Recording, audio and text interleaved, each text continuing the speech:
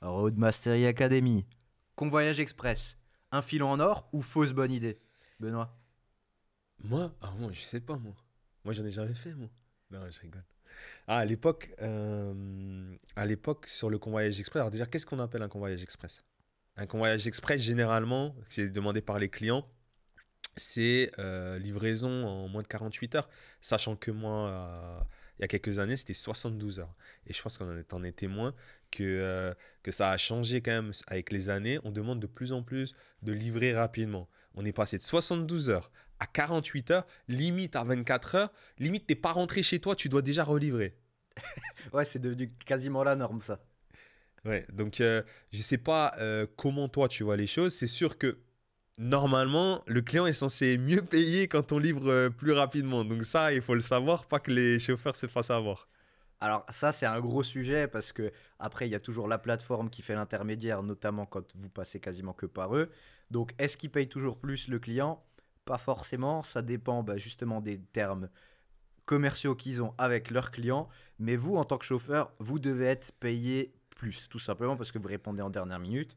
Vous n'avez pas forcément autre chose à faire, mais c'est pas grave. Si vous répondez du jour au lendemain, vous n'aviez rien de prévu, vous devez aussi dépenser plus parce que bah, vous avez un ticket de train qui est plus cher parce que c'est dernière minute. Vous avez des imprévus, vous devez annuler certains rendez-vous potentiellement. Donc oui, faites-vous payer plus cher, demandez-le. C'est sûr que si on ne demande pas, on n'a pas. Ça, je pense que tu es d'accord avec moi. Déjà à l'époque, c'était comme ça.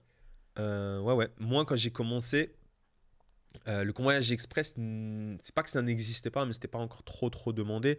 Et on revient à l'amazonification en fait du secteur, puisque bah, on doit livrer de plus en plus rapidement et c'est demandé par les clients. Souvent aussi, quand on demande une dernière minute, c'est peut-être parce que le client a eu un changement d'horaire ou parce qu'il peut plus en fait se faire livrer à ce moment-là. Pas forcément qu'avec les plateformes, hein, ça peut être des clients en direct. Donc il faut pouvoir en fait rebondir si on a une demande comme celle-ci.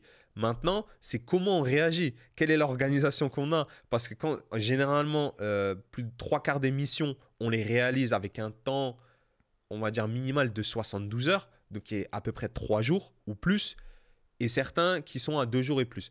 Aujourd'hui, moi j'en vois qui sont dans la journée, même quelques heures après, et ceux qui arrivent à répondre, franchement, c'est jackpot pour eux. Mais c'est compliqué parce qu'on ne s'est pas organisé. Donc ça dépend de la distance. Si ça part de chez vous, c'est plus facile parce que le véhicule est dans votre ville ou à proximité. Après, ça dépend où ça va. Sur une distance plus ou moins moyenne de 200 km, on peut facilement revenir sans forcément être en difficulté. Quand ça part sur des longues distances, il faut faire ses calculs. Parce que quand on vous appelle en dernière minute, on n'est jamais sûr de l'heure à laquelle on est contacté. Ça, c'est certain. Maintenant, est-ce que c'est un bon filon? Moi, je l'ai fait. Moi, je l'ai fait et je sais que ça paye. Donc, le convoyage express, c'est certain que c'est un bon filon. Maintenant, ça peut vite devenir problématique si, on va dire, le pourcentage que vous demandez en plus pour la rémunération, elle est dilapidée dans les frais, comme tu l'as dit, qui vont s'additionner par rapport au temps de livraison. Alors, justement, deux sujets, je pense, à couvrir par rapport à ça. Déjà, un convoyage express, quels sont les types de convoyage express auxquels on fait les plus face, enfin surtout auxquels toi tu as fait le plus face. Après, je pourrais dire ceux qu'on avait en termes, on va dire, de bouclier de service, mais déjà toi à l'époque, à quoi ils ressemblaient. Et deuxième chose, comment tu t'es organisé, parce que tu n'avais pas que des missions express, tu avais des missions express et des missions plus longue durée. Donc comment toi t'arrivais à lier les deux, entre guillemets, pour remplir ta semaine ou avoir justement des créneaux où tu savais que tu pouvais répondre, parce que je pense qu'il y a des clients qui demandent plus d'express que d'autres aussi. Alors, ça dépend, c'est toujours pareil, ça dépend des clients. Ça dépend du client final. Pour une petite anecdote, moi je sais que j'ai un client qui m'a appelé pour un convoyage express parce que l'un de ses clients à lui descendait d'un avion donc à l'aéroport de Lyon à une certaine heure. C'était pas prévu. Il a pris le vol d'avant et il devait absolument récupérer son véhicule. Donc moi je suis parti en dernière minute, forcément. Donc c'était vraiment un service sur mesure. Et ça, c'était déjà très rare à l'époque. Mais à ce moment-là, quand vous partez, c'est soit vous vous organisez sur le chemin et vous acceptez en fait d'être potentiellement à perte, ce que moi je conseille pas forcément. Soit vous vous organisez, vous prenez 10 minutes et vous regardez si vous arrivez à revenir directement. Ou alors, tout simplement, vous mutualisez en fait les déplacements, ce qui est encore plus possible maintenant qu'avant. Vous prenez le convoyage express, vous regardez où ça finit et vous allez sur les plateformes pour voir s'il y a une voiture ou un véhicule qui part en fait à proximité du point B pour pouvoir repartir. À ce moment-là, en fait, c'est ultra rentable parce que vous allez vous faire payer pour une mission express et en plus avoir une mission qu'à la base, vous n'aurez même pas pris.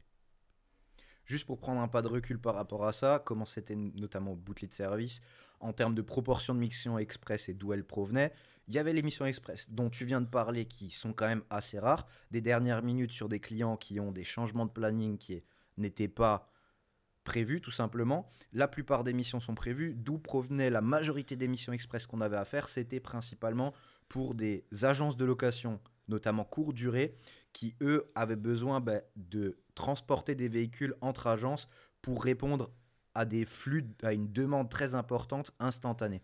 Alors, on avait toujours des périodes aussi. Par exemple, en Alsace, c'était principalement les marchés de Noël. Dans le sud, c'était pour l'été, où les véhicules devaient bouger entre agences, souvent étaient descendus du nord vers le sud quand même, mais ils ne savaient pas exactement en avance combien ils allaient avoir de réservations. Ils savaient juste que ça allait être une période forte, mais pour pouvoir répondre sur l'instant, ils nous demandaient en général pour le week-end, donc soit le vendredi, soit le samedi même, encore d'amener des véhicules pour qu'ils aient la disponibilité le dimanche, le lundi. Voilà, ça c'était vraiment les convoyages un petit peu de dernière minute. Nous, on devait le réaliser sur la journée pour qu'eux, ils aient le véhicule, soit parfois même l'après-midi même, ou la journée d'après. Ça, c'était vraiment le plus gros volume qu'on avait en termes de demande express. Ensuite, on a aussi des clients qui proposent de base un convoyage express dans leur vente. C'est-à-dire que certains loueurs longue durée ou justement concessions proposent l'option livraison express et à ce moment-là, vous savez que ce client, quand il fait appel à vous, il va demander une livraison express. Maintenant, vu que c'est de la vente, vous savez jamais exactement quand ça va tomber. Ça, c'est une autre chose. Toi, tu as bien expliqué comment justement éviter d'être à perte, mais comment tu peux optimiser, encore une fois, ces trajets pour être le plus bénéficiaire possible. Euh, je pense qu'on peut déjà éviter les péages si vous avez le temps. Généralement, quand vous êtes en convoyage express, vous pouvez toujours négocier aussi le temps que vous voulez mettre en place pour livrer. Je pense que si déjà ils trouvent une solution avec un convoyeur pour livrer dans la journée ou limite tôt le matin le lendemain, ils vont pas faire la fine bouche et ils vont généralement vous laisser vous organiser. Donc, essayez déjà de ne pas prendre les péages si ce n'est pas possible. Donc, vous allez déjà optimiser vos coûts là-dessus. Je le redis, mais essayez de trouver un retour ou plus ou moins un véhicule qui va vers une autre destination. Ça vous évitera aussi les frais de retour, que ce soit les trains, le covoiturage ou autres moyens de mobilité. Faites attention aussi à où vous livrez. Donc, on l'a aussi dit, hein, le sac du convoyeur, hein, qui est important, avec les informations et tous les outils dont on doit se munir pour partir.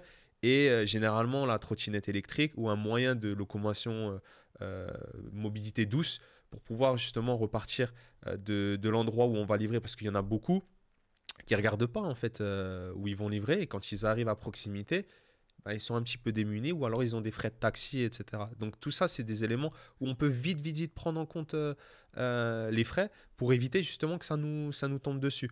Mais généralement, Antoine, l'argument qu'on peut mettre en avant, c'est toujours avoir le bon véhicule au bon endroit, au bon moment. Et ça, à partir du moment où on l'a ancré dans le quotidien du convoyeur, on peut répondre à tout. Un convoyeur, c'est pas quelqu'un qui va toujours travailler pas dans la simplicité, mais dans le confort. Il y a certaines missions qui vont bien payer, mais il va falloir sortir donc de sa zone de confort et c'est normal. Juste pour rendre la chose un peu plus concrète pour ceux qui nous regardent et qui ont peut-être jamais fait de convoyage, toi, c'était quoi tes réflexes? Parce que quand on dit une mission urgente, c'est aussi un délai de réponse extrêmement rapide. C'était quoi tes réflexes? Par quelles applications tu passais? Comment tu t'informais sur ta mission? Vraiment concrètement, c'était quoi les étapes? Tu utilisais quel site, quelle application? Voilà, qu'est-ce que tu Mais disais? justement, je crois qu'il y a une galère. Ouais, j'en rigole aujourd'hui, mais euh, je me rappelle qu'il m'avait donné point A, point B. Et le point B, eh ben, je l'ai regardé furtivement et je me suis rendu dans une ville qui n'était pas la bonne. Donc, il m'attendait Ouah. déjà de façon assez rapide. Et en fait, je me retrouve à l'autre bout de la France parce que, ben, voilà, il y a certains noms de villes en France qui ont le même, mais qui ne sont pas forcément dans les mêmes régions. Et donc, en fait, je me suis trompé de code postal. Et je sais pas comment j'ai fait parce que généralement, les rues, faut vraiment qu'il y ait Une une coïncidence de malade, coïncidence quoi. de dingue pour avoir le code postal avec la ville et la rue. Et le numéro aussi. Et le numéro, en fait, En plus, ouais. correspondait pas. Donc, j'avais la rue, j'avais le code postal et j'avais la ville. Mais j'avais pas le numéro. C'est normal, j'arrive, je vois pas le numéro. Je dis, c'est bizarre, le numéro, il n'existe pas. Ben ouais, je vais sur le code postal, je suis à la mauvaise région. Donc là, t'appelles et le convoyage express, il se transforme en convoyage long, en fait. Extrêmement long, je pense. C'est exactement ça. Donc, ben, moi, sincèrement, avec mon grand professionnalisme, j'ai roulé toute la nuit pour arriver à destination. Euh, en- Bon, bien sûr, la personne s'est un peu plaint des kilomètres qui étaient mis au compteur, mais au moins, il avait son véhicule. Donc ça, c'est la première chose à faire, c'est déjà de regarder en fait tout de suite le point B. Mais Point A, point B, tout dépend de vous partez. ça, on est d'accord. Mais justement, petit aparté, on reste là-dessus 2 ans. Comment t'as fait pour t'excuser de sortir de ce truc? Alors, je sais qu'il était pas content, le Franchement, client. mais il était pas content, c'est normal, mais en soi, il était... ça va. On en revient à ce qu'on a dit la dernière fois, c'est le savoir-être. Ouais. À partir du moment où on arrive à s'en sortir sur le savoir-être, généralement, ils sont assez compréhensifs. Après, il y a des clients, voilà, ils veulent rien entendre, mais au moins rester poli, s'excuser, et puis après, essayer de faire baisser la température. Il faut bien s'imaginer que s'il attend un convoyage en express, c'est que le véhicule, il en a besoin, il peut pas attendre. Ouais. Donc moi, j'ai fait l'effort d'aller directement livrer. En tout cas, c'était ma faute. Donc voilà, après, pénalité forcément sur la distance. Le convoyage express se transforme en une catastrophe. En fait, j'ai rien gagné. J'ai même pas sauvé en fait mon image, rien du tout en fait. Catastrophe. Donc première chose à faire, c'est de vérifier en fait ces informations-là. Yes. Deuxième chose, c'est d'avoir à portée de main, mais directement les applications donc, de mobilité, que ce soit train, avion, covoiturage. Ça, c'est important pour qu'on puisse revenir. Et le réflexe d'aller, comme je l'ai dit, d'aller sur la plateforme et de regarder s'il y a un retour directement. Et s'il y en a un, ben, si c'est pas aux mêmes heures, moi je conseille de rester sur place, prendre un hôtel si on doit dormir.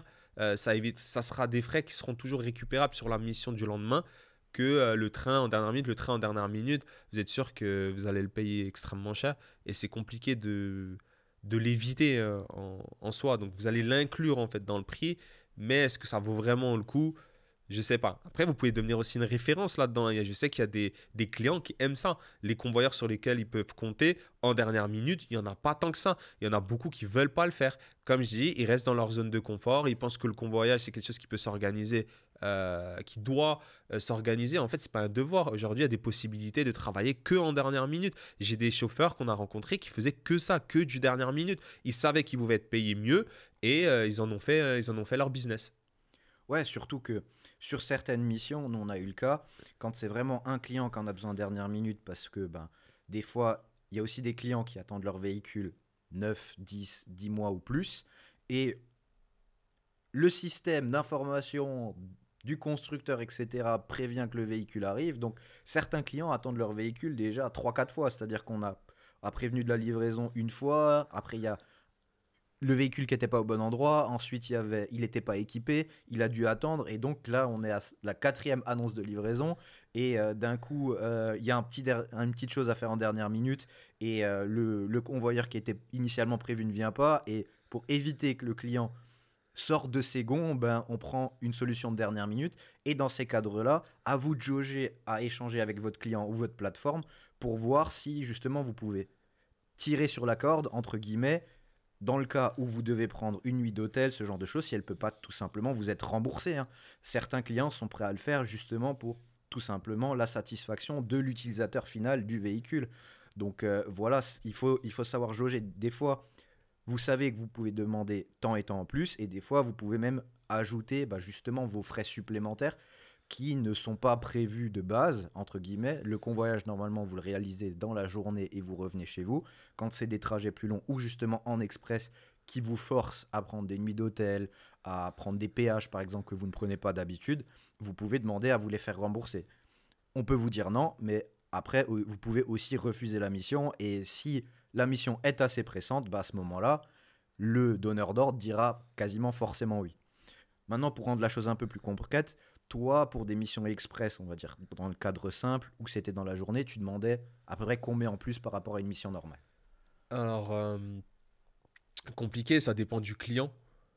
Si c'est de la livraison avec prise en main, c'est différent. Si c'est de la livraison juste pour un leasing, c'est différent aussi. Donc, généralement, on peut marger à 20% en plus. Plus, un plus 20%, Ouais, plus 20-30% un plus potentiellement même, non? 20%, je pense facilement. Et Non, ça après, va. tout dépend la temporalité. Si c'est en pleine semaine, si c'est un samedi, on a déjà aussi livré les dimanches parce que ben il y avait des clients qui n'étaient pas disponibles la semaine. Ouais, ils ont Ça des dépend en contraintes, fait ouais. du statut. Mhm. Donc tout ça, ça dépend. Je peux pas dire, il y a pas de, il y a pas d'élément fixe, mais c'est sûr qu'on peut largement demander 20% en plus et la prise en charge des frais. Maintenant, attention aux personnes qui vous appellent en convoyage express. Si c'est via les plateformes, vous n'avez pas de problème. C'est pas votre responsabilité si s'il se passe quelque chose ou si le véhicule n'est pas très clean. Maintenant, si vous travaillez en direct, si vous avez confiance en votre client, vous avez déjà travaillé avec, pas de problème. Si c'est un nouveau client qui contacte, faites attention. Regardez d'où ça part, regardez où ça va, regardez le type de modèle que c'est. Regardez aussi le client qui vous contacte, faites des recherches sur lui. Tout ça, c'est important et n'acceptez pas la mission assez facilement parce que ça peut vite se transformer en galère parce que c'est votre responsabilité à partir du moment où vous prenez le véhicule. Moi, je dis ça parce que j'ai déjà cherché pour un loueur un véhicule commissariat. Donc, le véhicule était utilisé pour des activités illégales. Donc, après, c'est pas forcément de votre responsabilité parce que le véhicule était déjà en fourrière ou chez eux. Et moi, j'ai dû le ramener au loueur, donc il n'y a pas de problème.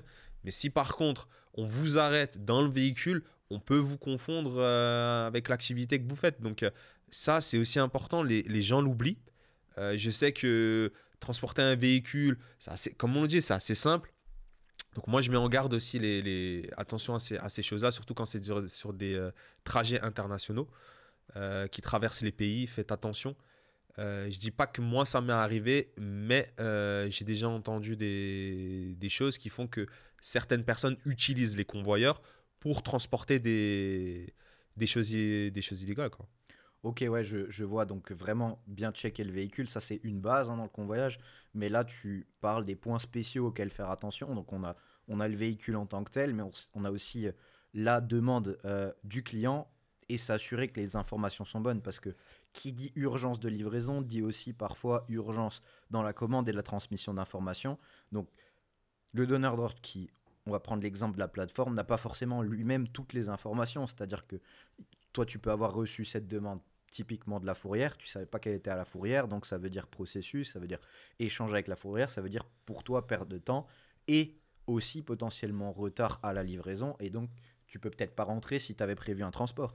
Donc ça aussi, c'est à prendre en compte. Il y a aussi des risques, hein. C'est pas que des arcs-en-ciel les livraisons express. Et tu parlais justement bah, de ce très gros risque, entre guillemets, que le véhicule a été utilisé pour des choses illicites par la suite, mais on a aussi eu le cas simple où ben, les véhicules étaient des véhicules soit justement de location courte durée, soit des véhicules en vente pour des occasions, enfin c'est des occasions, des véhicules en occasion tout simplement. Bah, les véhicules sont pas forcément toujours en très bon état, donc même si vous êtes pressé dans la livraison, prenez toujours le temps de bien documenter d'une part, hein, parce qu'il y a la documentation, et les photos d'autre part, c'est pas exactement la même chose. De toute façon, on en reparle dans d'autres podcasts, mais documentez. Franchement, documentez. Prenez le temps de bien prendre ça en compte parce que ça peut vous être imputé. Ça aussi, c'est un gros risque qui est au-dessus de votre tête quand vous prenez un véhicule de manière générale, mais notamment dans l'express, parce que vous allez avoir tendance à vous dire, ok, je vais aller au plus vite justement parce que le client veut être livré. Donc vous avez aussi ce côté, ben, je veux donner de la satisfaction par ma vitesse de réaction, de livraison, mais protégez-vous quand même, protégez-vous. Franchement, ça c'est une des choses sur laquelle on reviendra tout le temps, mais c'est vachement important. Moi, je compléterais ça aussi sur la route.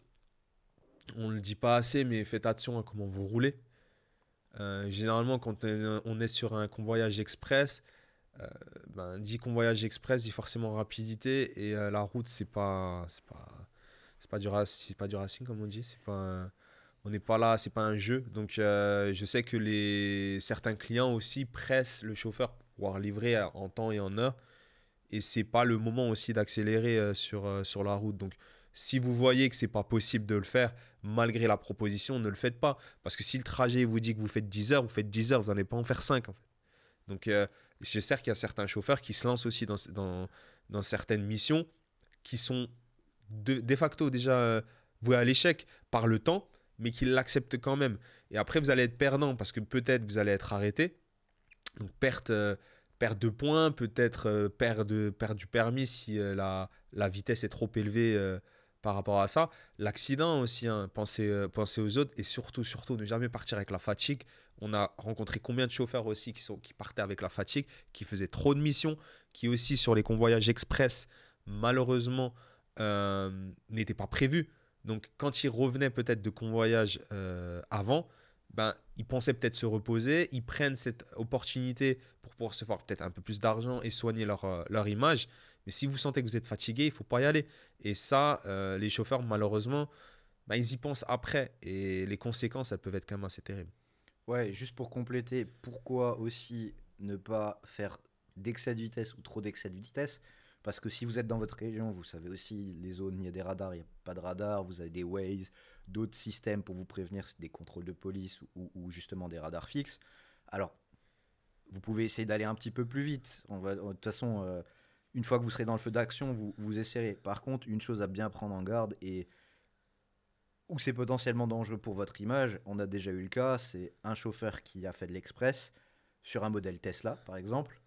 Euh, Malheureusement, dans les modèles Tesla et de plus en plus dans l'ensemble des modèles, notamment les plus récents, vous avez des trackers et tout simplement des boîtes noires de bord.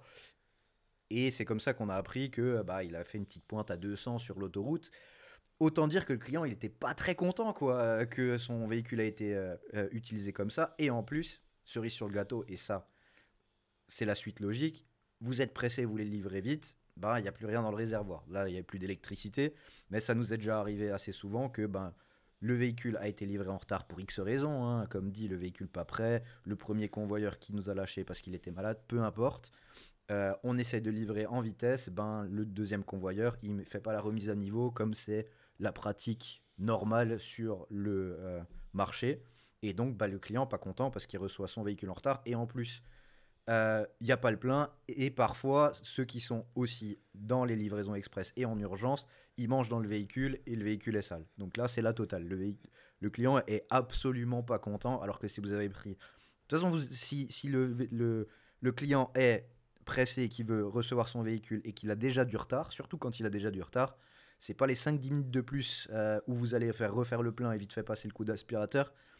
Le truc, il est déjà en retard. Ça se joue plus à 15 minutes près. Autant faire ça pour laisser au moins une bonne image sur ces choses-là, parce que s'il y a la combinaison des trois, il fait plus appel ni à vous, ni à la plateforme, ni à personne. Il se débrouille autrement ensuite pour sa prochaine livraison. Ouais, donc un deal qui devait être gagnant, en fait, se transforme en deal perdant Absolument. dans tous les sens. Et malheureusement, en fait, quand l'intention était de soigner son image, on se retrouve justement à la gâcher. Et après, c'est très compliqué de pouvoir remonter la pente, que ce soit avec les clients en direct ou avec les plateformes. Alors que de base, on voulait avoir la bonne intention. Mais si le client se plaint, après, c'est très compliqué d'aller le rechercher. Donc, faites très attention, que ce soit pour vous, que ce soit votre image, votre sécurité. Le convoyage express, oui, mais pas à n'importe quelle condition. Donc vérifiez et faites appliquer en fait tout ce qu'on est en train de parler là actuellement, puisque c'est quand même des éléments d'expérience qu'on a pu acquérir à travers toutes ces années, qu'on met en place dans la Roadmastery Academy pour les gens qui veulent y souscrire, qui veulent la suivre. Je pense qu'il y a un gain de temps qui est extrêmement important, une expérience qui n'a pas de prix Et je pense que tous ceux qui ont déjà accédé ne nous dira pas le contraire. Dernier petit tips de mon côté, juste pour clore le sujet par rapport à ça, c'est aussi parler avec votre client, votre donneur d'ordre, la plateforme, des conditions d'émission express générale, c'est-à-dire est-ce qu'ils sont prêts justement à prendre certaines choses en charge pour pas avoir les surprises dont on parlait ou en fin de compte vous êtes perdant sur la course parce que ben vous avez eu des frais cachés, un carburant à avancer ou une nuit d'hôtel à prendre. Ça c'est en général ils vont vous dire s'ils sont prêts à le faire, parfois par mission et souvent c'est des politiques d'entreprise, soit ils vous disent ben non on rembourse jamais les nuits d'hôtel, on rembourse jamais le carburant supplémentaire, ce genre de choses. Donc déjà informez-vous avec votre client sur les conditions de potentielle mission express, c'est pour moi la base. C'est sûr. Je crois que c'était un sujet super intéressant. Moi, j'ai hâte d'échanger avec les gens qui nous regardent et qui nous écoutent. D'ailleurs, abonnez-vous, likez et partagez.